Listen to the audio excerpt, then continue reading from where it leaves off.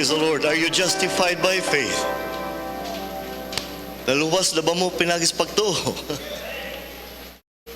Amen. Actually, ang nakaluwas na to, dili gid ang pagtuo. Si Kristo.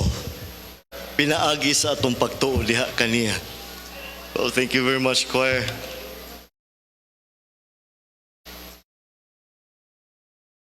Manindog ta. Genesis chapter 18.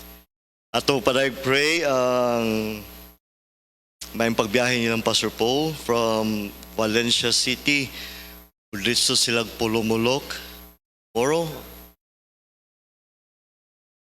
Kay bisitahon ni Ma'am Bibing o ni Pastor Paul ang ilang brother-in-law.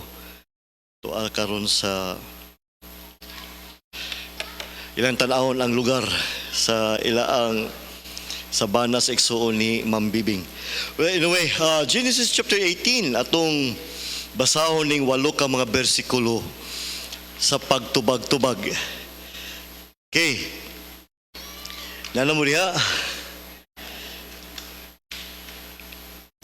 Ang Biblia nag-ingon in Genesis chapter 18 verse 1, and the Lord appeared unto him, Abraham, in the plains of Mamre, and he sat in the tent door in the heat of the day.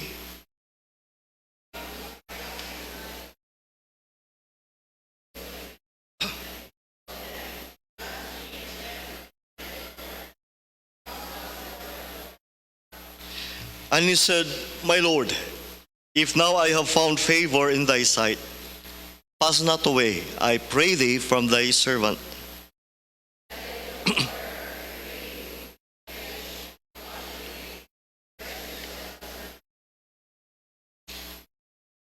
Verse 5, and I will fetch a morsel of bread and comfort ye your hearts. After that ye shall pass on. For therefore are ye come to your servant. And they said, So do as thou hast said.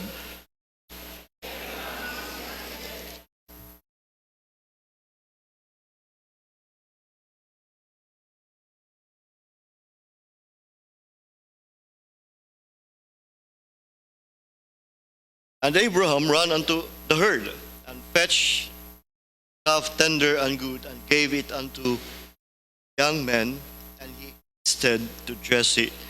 And he took butter and milk, and the calf which he had dressed, and set it before them, and he stood by them under the tree, and they did eat. Atong hisgutan karon ang kinabuhi sa atong amahan sa pagtuo. Gitawag ni siya the father of faith in the Bible. Ang iyang ehemplo, ang iyang panag-ingnan, nga angay nato nga pabatunan usab. Let's pray. Father in heaven, this afternoon, taliwala, Lord, sa kaigang, sa kakapoy, luyos, sa whole morning activity. We thank you. Labaw sa tanan, nga labaw pa sa sufficiente imong grasya gihatag namo nga makabalik mi karong hapon. Tuguti o Dios nga ang imo ang alagad makabaton usab sa imong presensya, kapuno sa imong presensya. Nga mo'y maghatag og gahom sa mga tagpulong nga mugula, o Dios, sa baba. Nga kiniunta makahatag og kalig-on, pagtubo sa iglesia, o dili makahatag og kalibog, dili makahatag, Lord, og kasakit nga magdala ka namo, Lord, sa kapaitan. We humbly ask nga ang imong pulong mahimong tinuod sa among kinabuhi karon. Kanimo among gitugyan ng tanan sa ngalan ni Ginoong Hesus Kristo. Amen. Amen. Please be seated. Atong hisgutan ning life ni Abraham, wala man ta naglibak, ato lang gihisgutan. Anyway, napamuliha. Ang teknik nga dili mo magduka diha, mo yango mo kung mo ana gani makita gani mo nimo nako nga mitan-aw nimo na ana dan yango sa bahalag wa kasabot. Dayon amen, dayon katawa gamay, dayon inom og kape. Bitaw, amen. Atong paningkamutan mga kaigsunan nga naatay makuha sa atong panimbahon. Amen. So, amen. Kaya para di ka makuha. Ato ta, ubura nga panahon kay atong naandan yun nga kinala alas 2 mahumanta. kay mag-meeting ang mga facilitators dito sa taas unya. God had promised Abraham that he would become a father of a great and mighty nation. Gisaad niya ni when he was about 75 years old.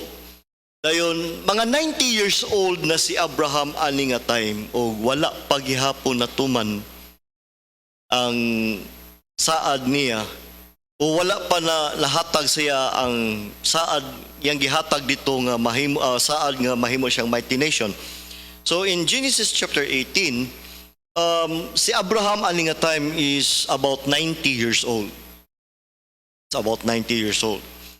And God had promised to him that mahimo kang great and mighty nation. But God's purpose for Abraham was bigger than Abraham himself. Ato ning timan-an mga kaigsuonan nga kung unsay mga saad sa Ginoo nga hikan nato, labaw pa kay sa unsat atong kahimtang. You may look at yourself as di man ko angay, dili ko takos. Well, kung imong tugutan ang Ginoo nga mo lihok sa atong kinabuhi, hatagan ta niya og katakos, hatagan ta niya og kusog, hatagan ta niya og oportunidad nga magamit niya. Pinaagi sa iyang descendants, gisaad sa Dios nga all nations of the earth shall be blessed. O natinuod na, o actually, na-specific yun nga descendant, walay S, nga mo si Jesus Christ, nga the whole nations of the earth na himong napanalanginan, o ang kana nga panalangin mo ng panalangin sa kaluwasan, nga mismo mga hintil na kabatuntag kaluwasan diha sa iya ang kaliwat nga si Jesus Kristo. Abraham was not merely blessed to have a blessing. He was blessed to be a blessing. And that is the mindsetting of the Christian. Wala ta nangayog blessing para mahimong haruhay atong kinabuhi. Katapusan na nga motibo. Lord, panalangin ni rago ko, Lord, para nindot po na mong kinabuhi. Kabalo man gyud ang Ginoo, ana. Kasabot gyud ang Ginoo sa atong kagustuhan, nga gusto tag conveniente nga kinabuhi. Dili na matago, ngano mang nanarbaho ta, kay gusto tag nindot nga kinabuhi. Ganong gyud atog yung ino ng mga anak na to, pag tinarong gyud day dong, pag eskwela gyud para makatrabaho ka, para sa unsa? Manglimos? Dili oy, para nindot ang kinabuhi. Pero katapusan na nga motibo dapat. Ang una gid natong mindsetting is panalangin ni ko, Lord, kay daghan pang mga tao nga angay nga ma-reach out nako pinaagi sa imong mga panalangin sa akong kinabuhi. Para sa unsa man ang maayong panlawas, para ikatulog, para ipanglulinghayaw, para ibisyo, para ilaag-laag, para sa unsa man ang proteksyon nganong gusto pa man ta mabuhi. Para sa unsa pa man ang 3 times a day nga atong gipangayo nga pagkaon. Para sa asa man na. Kung ang Kristohano ng atong panalaan huwag pag-ampo lang nga manindot lang ang simbahan para konbinyente ta, nasayop ta. Gusto na to mahimong nindot atong panimbahon para malig-on ang maranindot ang ato ang pagpaminaw para malig-on ta ug ang atong mga bisita dili nato ikaulaw ang atong simbahan ngadto kanila.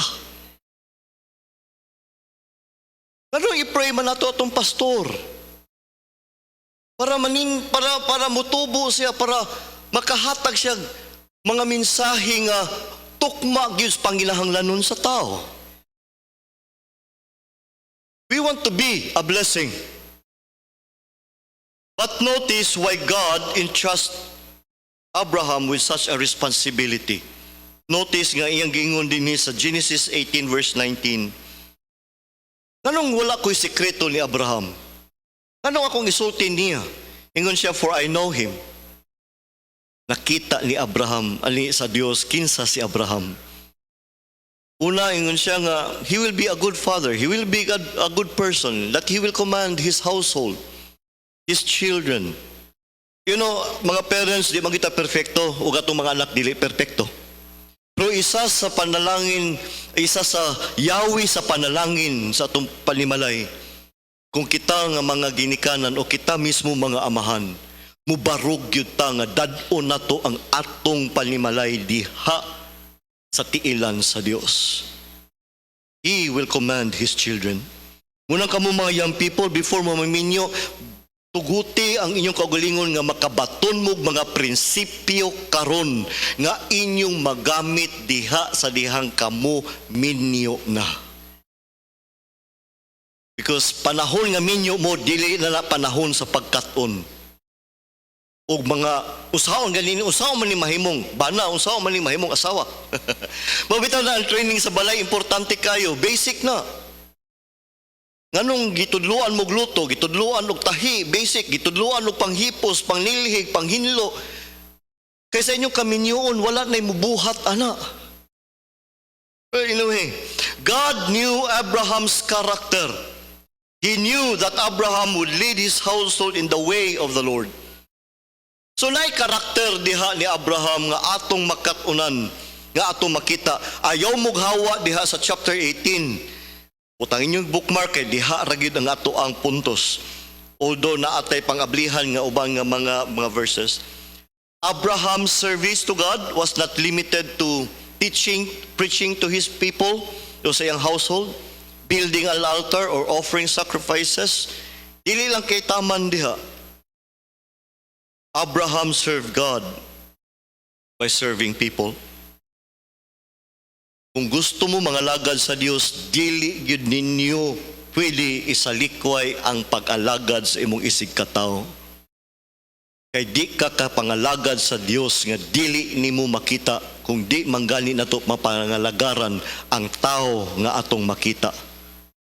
Serve your parents, serve your brethren, serve your children. We serve each other. Napamudya? Mo gino pamaagi, wala magi pamaagi nga mo serve tas Ginoo. Di ba nato mahatag ang kwarta direct sa iya? In book 4, makita na ninyo nga mga principles sa church where we're going to talk about church. Munang appeal mo discipleship because discipleship is a very wonderful avenue to learn about God and to build relationships. Na-enjoy na mo sa inyong grupo? Nagka-closer na mo? Diba, nagkomedyahay na, ganina, bibo kayo, ganina din nga grupo, nga itong silang chutsin, nagkinatawaan na eh. Well, that's good. Basta dili lang kay puros kabuang, it's okay. Because we're building relationships. Because we serve people. In Genesis chapter 18, naghatag na itong nindot kayong picture sa usa ka adunay kasing-kasing alagad nga kinabuhi ni Abraham, the servant-hearted life of Abraham. Number 1, na magdugay, Abraham ministered personally. Kaning pagpangalaga, dili nato ni pwede isalig sa uban. Igampo lang ko, isimba lang ko. Napamuliha. Abraham was a wealthy man. Datos Abraham. He had servants and a large household. Pero when it comes to serving God, dili niya pwede isugo sa uban. Yet when he saw the visitors, makita nimo diha, he personally went to meet them. Layo pa, kabalog siya kinsa ni tulo ka bisita ug ang isa na mo ang Ginoo in the flesh. Muna gitawag na to mga theophany sa panahon sa Old Testament. He personally went to meet them, bowed before them, and personally attended to their needs. Siya mo'y nangunay. Jesus Christ Himself is our greatest example. Ingon siya sa Mark chapter 10 verse 45. Malihog ko sa ako ang tubig. Kalibitaw ng radiator bitaw nga nagkadugay na magkakaraan kay kinahanglan na permig tubil nga tubig. Salamat Jun Prex. Or even the Son of Man, mismo siya kuno.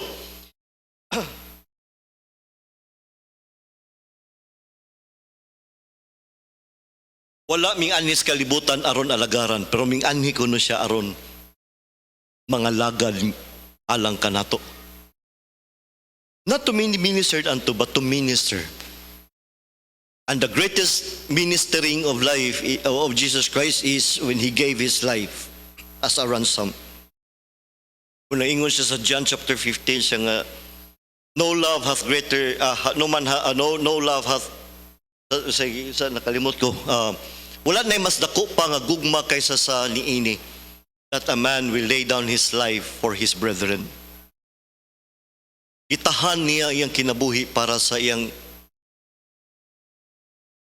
mga kaigsuunan. If it is life-threatening for you to come to church, and if you can come to church, then that is laying down your life for the church. Life-threatening ba yan? Ato ang kada adlaw, we are threatened by death. Di lang na ito mabati.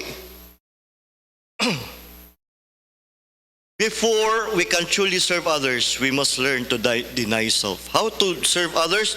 Number one, deny yourself. Deny the privileges nga imong ginahuna nga ako maling katungod. And in fact, this is recorded 3 times in the New Testament. In Matthew chapter 16, verse 24. Together, read.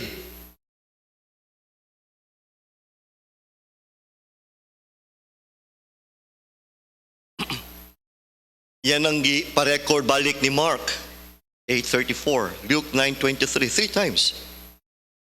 Kung bisan kinsa nga tao nga gusto musunod nako, gusto nga mga lagad nako, unas tanan, you have to deny yourself. Kung sa may but deny yourself nga, di na ko Carl Escudero, dili na ko no, it's not that. Imong i-deny kung unsay ganahan nimo, gusto nimo, ugti sa unsay makapahimaya sa imong Dios. Lami man ang ambisyo. Lami ang sala. Kisay mo yun, lami ang sala. Kaya kung di pa lami ang sala, way magpakasala. Lami ang magtanapulan, lami ang mag-wild, lami ang kalabdaw mo, give in na lang kasi mong emotion. Kapoy pugong-pugong, pastor, gikapoy nako, puslan man nga kadaadlaw, iyag yung kong hagiton, hala! Puno, silingan. Kapoy ang magpugong sa emosyon, magpugong sa imong kauwag, magpugong sa imo ang kalagot sa imong tanan. Kapoy. Lami kayo nga matulog na lang, karong orasa, lami na kayo uli, uy. Tinulbihan na, Sunday ka lami atog timuga. Do you think kami mga pastor wa nagtinguha po na nga, we want life also nga, nindot ba yun? But because dili man na mo'y makahimaya sa Ginoo kung ato nang buhaton during Sundays. Importante man namang laba, importante ang mga merkado, importante ang mga buluhaton sa balay, importante ang mga reunion. Pero kay conflict man sa unsay gusto sa Dios. Sunday, dili na to pwede na nga atong ibaylo. Isu na po na oy. Na kami mga pastor nga angay mi nga naa sa Sunday, to amay ditos beach. To mis timuga, nya mo ingon may sorry kay church ha, talag sa bitaw ni. Sabta lang ko church bitaw. Kamu bitaw sabton pud nako nga dili mo makasimba kay nag-beach mo. We deny. Lami na kayo ikahiubos, lami lagi kayo pangluod. Have you tried that? Mito tinuod ba yan na? Lami kayo magdumot. For all my life, I've been struggling with hatred. Kung kabalo mo sa akong background sa akong family, that every time nga na ako'y problema, nga akong minumduman, ang kasakit, nga gihatag sa ako ang di na lang kumusulti. But if I hold on to that, then I lose the identity of Christ and I established my own identity as Carpier Escudero. Ang madumtanon, ang masukihon, ang unsapay dili maayo nga anak sa Dios. Abraham denied himself the nobility. I am the Lord of this household. Oy, tagbuha, payungi. Pwede mo ito niya buhaton. But he bowed because he knows nga kaning tawhana dili ni ordinaryo. And he made obeisance, stripping himself of everything nga mo'y mubabag sa iya ang humility before God. Remember nga no si Kristo naghubo no the day or the night nga nag-Lord Supper, nag-supper sila dito sa upper room niya sa kuan dayon. Sa dihang humanas nagpanihapon, gihukas ni Kristo ang ang outer robe. Ug ang gisulti dito sa Bible is nagsulob dayon siya og apron. Because when we serve people, dili nato pwede dadon atong profession. Now, what I mean is, of course, if you're a doctor, that is your profession, pero kada bang atong murag katong doktor nga storyang manungyukom dito sa City Hospital, na naglago siya paminaw kay nakadugo na tong pasyente niya. Yun siya nga, sir, tabang, sir. Dako kay kong saman, sir. Wagi kipaminaw, doktor, ala. Sir, tabang, sir. Husog na kayo. Usay, sir. Dili ko, sir. Doktor ko. Doktor. Uy, emergency na ni. Magpaila pag yung kag-doktor ka. Of course, we respect people. Not because they have degrees, but because they are people. We cannot serve God effectively if we are always asking, what position do I have? Instead, we should ask, what can I do to be a blessing to you? Unsay akong ikaalagad kanimo? Bisan bata, unsay akong ikaalagad nimo? Sometimes and many times bubo kay tag-fuse basa ubos nato. Munay ingon ang isa ka, I believe in this. And the real test sa ato ang pagkatao, dili giunsa nato pagrespeto ang mga tao nga labaw nato. Kundi giunsa nato pagrespeto ang mga tao nga walay ranggo sa katilingban. Anong ubos na to? Kahimtang ubos na to o grado. Lingkod sa diya. Pero, ay ma'am, sir. Kaya kabalo siya si attorney, si doktor, si kuan. Pasulo dito, din nita, kay ikang kay diya. Pero katuganing nakatsinilas, gikan pas bukid, doon sa, diya na ka. Diya lang paabot. Dito sa gawas. Kumahay mo, padlakan pang gate, padlakan pang kuan. Amen, napamaliha. Number 2, Abraham not only ministered personally, personal gito niya. Siya mo'y nangunay. He ministered despite sa iyang katiguangon. Abraham was an elderly man, 90 years old at this point in his life. Na-feel na ganin akong katiguangon nga 53 anyos pa ko. Bata pa man ko, ang akong sakit tiniguang. But despite of this, wala na himong excuse nga sugo diri, sugo dito, sugo diha, dayon mamaypay na lang siya. Notice the words used of him. In verse 2, he ran to meet them. In verse 6, Abraham hastened into the tent. Nagdali-dali. Abraham ran unto the Lord in 18 verse 7. The life of Abraham is always immediately. Another excellent example sa katiguangon nga nangalagad despite sa katiguangon, kisay nakailan ni Anna. Anna the prophetess. At least nakaabot mo Anna nga Bible reading news book of Luke chapter 2. Naay prophetess diha nga si Anna. Nga verse 36 nagsulti diha in Luke chapter 2. And there was one Anna, a prophetess, the daughter of Phanuel of the tribe of Aser.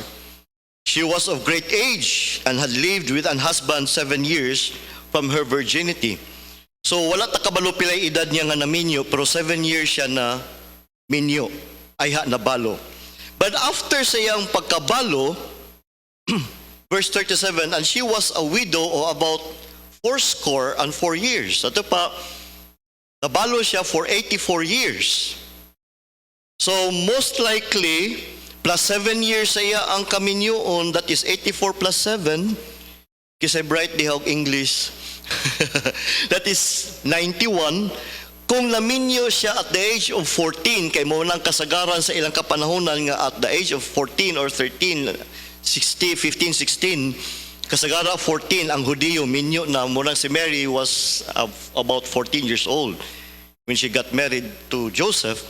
So 91 plus 14, that is 105 at this moment.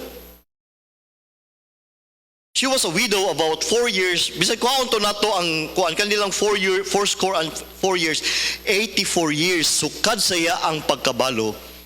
Wala gid siya mihawa sa templo, but served God with fastings and prayers night and day.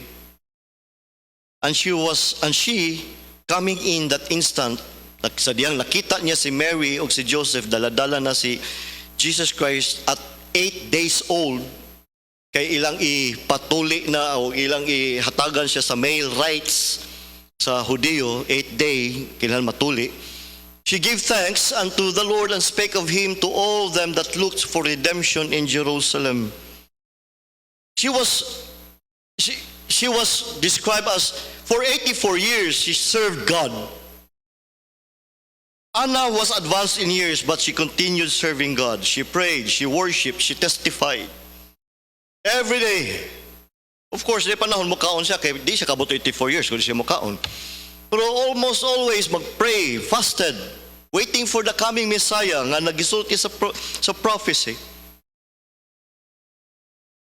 Old age is not an excuse nga muundang tao og pangalagan sa Ginoo. In fact, the Bible says in Psalm chapter 92 verse 14, they shall still bring forth fruit in old age. They shall be fat and flourishing. Do ang atong lawas magkatunas kada adlaw mo nang si Paul. Do my flesh sa ganito. Ang akong flesh mutunas kada adlaw. Pero ang spirit is renewed day by day.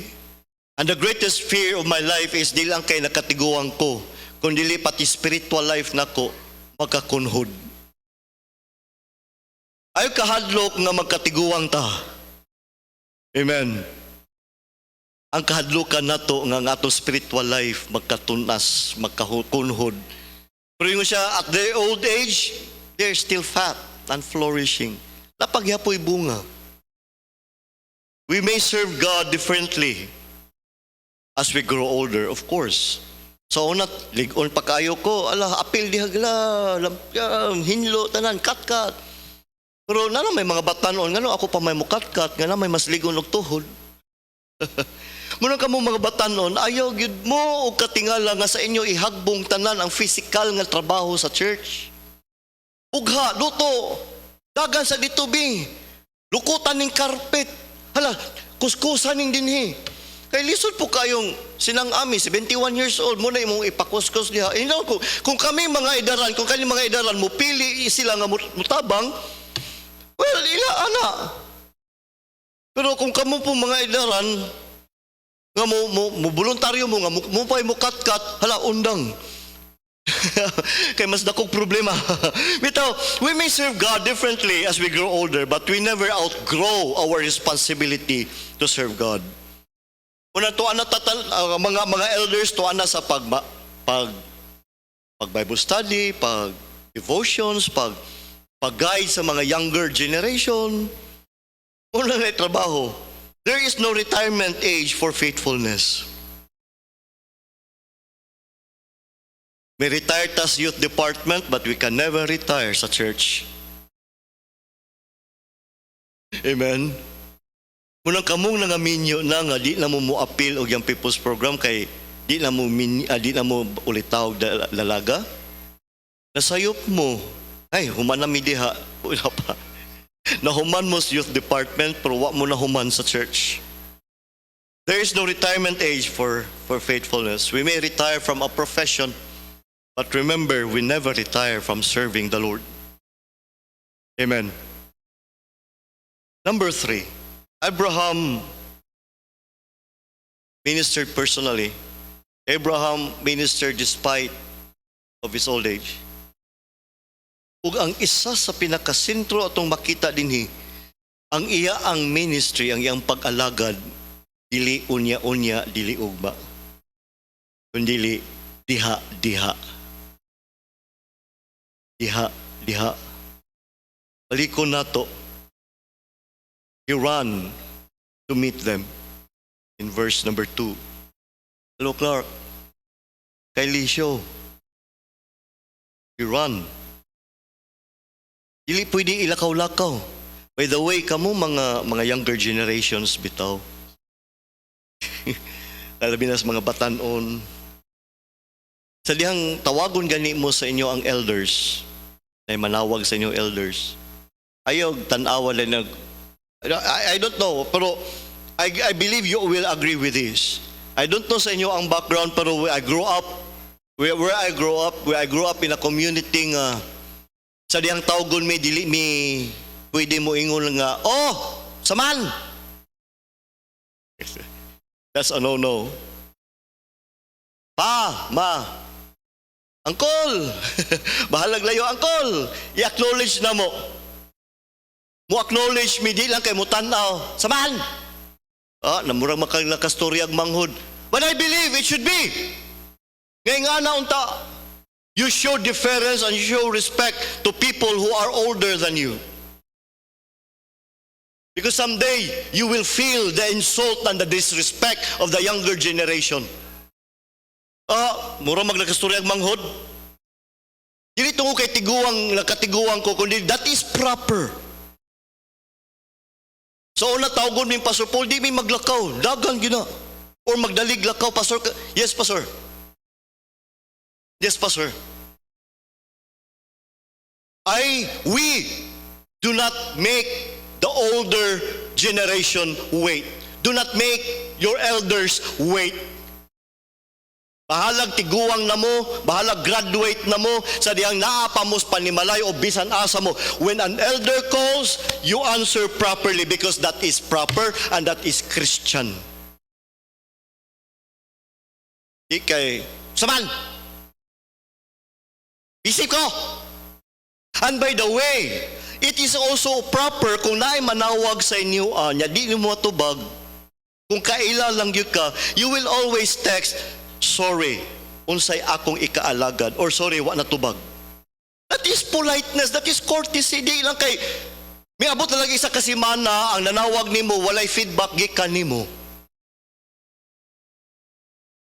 He ran. Ano may abot mo ta diha? He hastened. Puros dali, paspas siya. I do not want my Lord to wait.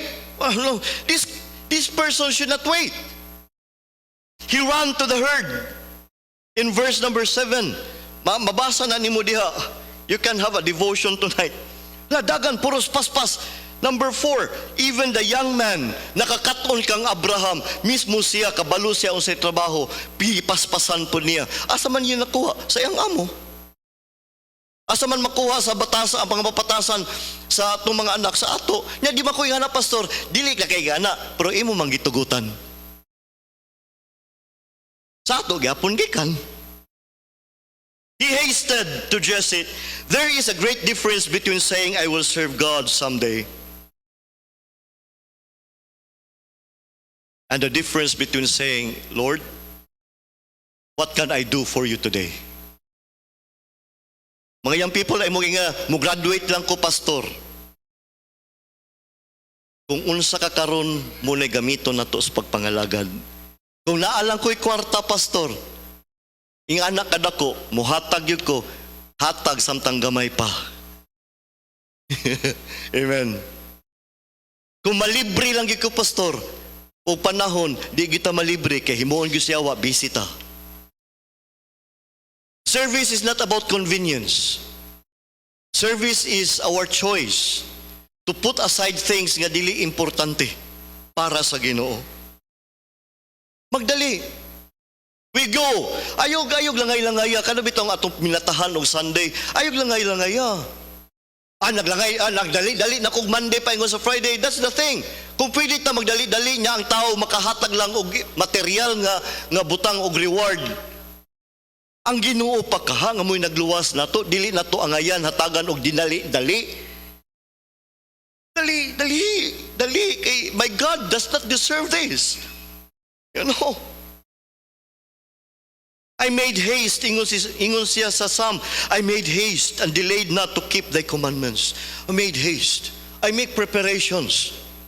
Nganong daghan nato malate og Sunday kay what ay preparation sa Saturday? Because Sunday is a decision that is made on Saturdays. Kay desidido man ka musimba kag Sunday. Pangpangutan na unsa nga klase nga sinimbahan? Sayo nga sinimbahan? O late nga sinimbahan?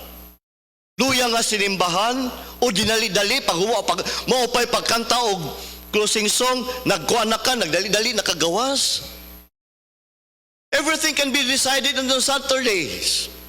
Para wa na tay buhaton pa ka Sunday, mata na lang sa'yo. Lapa mo diha?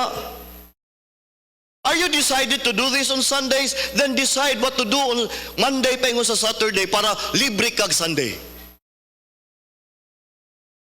Walay layo nga simbahan sa nahigugma nga Kristohanon. Makatabok mga tagpito ka sapa o makakat ka tagpito ka bungtod para sa tong hinigugma. mapaakan pag-iro, hunlutan pagsanggot sa amahan. Muna ingon sa Galatians chapter 6 verse 10.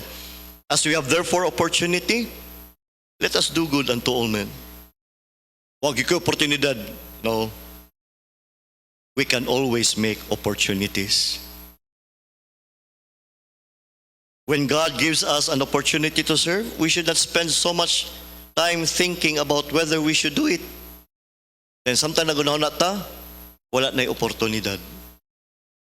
Walang daghang mga young people kaniadto, mga kabas sa mga nag-una nato. Kung pasultihon ni mo sila silang edad karon, ang ako yung pangandoy sa una, pastor, mga lagad sa Ginoo, dahil ako pang ginahon na kay batanon pa man ko. Karon, kapoy naman, pastor.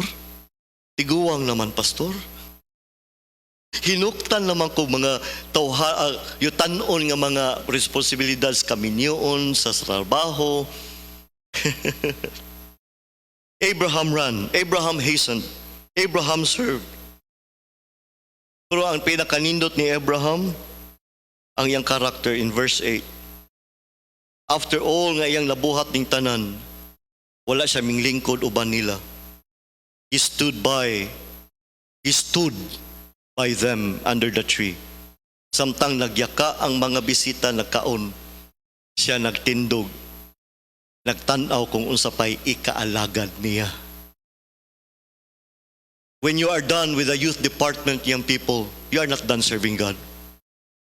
Wala pa taming lingkod. Wala pa taming lingkod. Makalingkod lang ta, tuwa na tas langit. Tiguang na ko, pastor. Makaampo ka. Makachat pa ka, makatext pa ka, makapost pa ka mga inspirational quotes, mga inspirational nga mga spiritual things. Di nakakalakaw. But we can still serve God. Even after all his activity, Abraham remained available. Let us remain available. Although na nagitagi pang bati, pero available pagyapon tao eh. Amen. Number 4, he ministered generously. Walay tihik-tihik. Tanawa gani. Abraham did not give his guests the bare minimum. Okay na uy. Tulura bitaw na sila. Okay na. Look at what he provided. 3 measures of fine meal. Kabalo mo anang 3 measures of fine meal? 3 measures of fine meal, that is equivalent to 16 kilos sa atong present weight. 16 ka kilo. Tuluray mangaon. Nati nga baka. Di manggani kahurot. Ang isa ka household o isa ka nating baka, tulura ka buok ng haon. Have you considered this? Napamudiha? Then napay butter, napay milk. Unsa pa? Tuluray ang gipakaon, wag ba siya miapil kaon, kaya nitindog ra siya. Kaya pagkabos Ginoo, kadugay ba magsimba 3 hours, balik paghapon. When it comes to God, dito magtik-tik og oras. Napamudya. Nakadugay ba ginana? Napay yung people's program. Usa oras mo mamauli? 4:30. Ha? Pero kung mag-pickle ball, maabot og alas 12 kami. Kung makaabang og court, dili magkwenta. Pero kung abot sa offering, dakuan na ato. Gansi man ko. Have you considered that? Kung makatanaw og tele-marathon, abot og kadlawon. Pero kung basag Bible, di magali makabilar. Katugon lagi ko, Pastor Roy. Pero patanaw og telenovela, di ba, abot og alas 2, alas 3. Napamudya? What is the best I can give to the Lord? Our time and our youth? Ang imong pagkabatanon, muna'y pinaka-best ni mong mahatag karon sa Ginoo. Dili career, dili degree. Kung sa ragod na magalagad kung nana ko'y degree, wala nang itag Ginoo degree, nangita siya tao. Wala siya nangita kwarta, nangita siya tao. Musunod ra na. Atong kusog, atong mga resources, our talents. Kung kamo nga naay kahibalo sa Bible, it's about time for you to impart that to other people. Join our discipleship program. Be the man who can teach others. Be the woman who can touch the next generation. Our attention, magsimba, lingog-lingog, telenovela o kanang Korean novela, tanahon gyud pati subtitle. Kay gusto gyud makabalo ko sa nahusa niya, masuko kung saba. Saba. Kung simba, kung wali, ambot lang. Di ba angay po siya sa atong atensyon, labaw tanan. Ang atong effort. Kung effort kay si mo anding simbahan, God bless you. Effort kay para sa nimo nga makasayo, nya nakasayo ka, God bless you. Because you have done what is right. Sa magdugay, God deserves our best. And the last thing, let us not forget na nakaalagad lang ta kay gigrasyahan ta sa Dios. Abraham's greatness did not make him proud. He ran to meet them from the tent door and bowed himself, and he was the Lord of his household.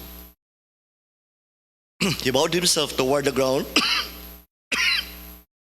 My Lord, if now I have found favor in thy sight, pass not away, I pray thee, from thy servant. That is in verse 3. Alagad ko nimo. How can I serve you? Jesus taught the same principle. And let us read together Matthew 23, verse 11. Ready, read. But he, come on, ready, read. But he,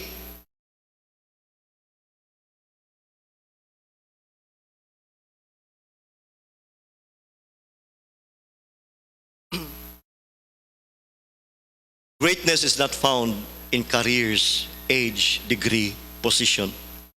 Greatness is found in servanthood.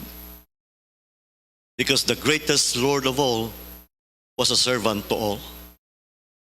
He came not to be ministered unto, but to minister. Even becoming a ransom for many. We may have the heart of Abraham that says, I am not so important to serve. Graduate na ko, imo kong pasilhigon. Every now and then, mag-map ko sa CR. Pastor na ko. Wala ko nang hinambog.